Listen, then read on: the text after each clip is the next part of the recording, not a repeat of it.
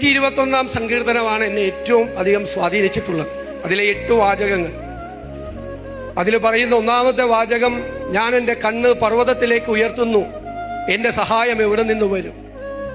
എൻ്റെ സഹായം ആകാശവും ഭൂമിയും സൃഷ്ടിച്ച യഹോവയിൽ നിന്ന് വരും. നിന്റെ കാൽ വഴുതാൻ അവൻ സമ്മതിക്കില്ല, നിന്നെ കാക്കുന്നവൻ മയങ്ങില്ല. ഇസ്രായേലിന്റെ പരിപാലകൻ മയങ്ങുകയുമില്ല, ഉറങ്ങുകയുമില്ല. യഹോവ നിന്റെ പരിപാലകനാണ്. യഹോവ നിന്റെ വലതുഭാഗത്ത് നിന്റെ തണലാണ്. പകൽ സൂര്യനെങ്കിലും രാത്രി ചന്ദ്രനെങ്കിലും നിന്നെ ബാധിക്കുകയില്ല. യഹോവ ഒരു ദോഷവും വരാത്തവണ്ണം നിന്നെ പരിപാലിക്കും, നിന്റെ പ്രാണനെ പരിപാലിക്കും.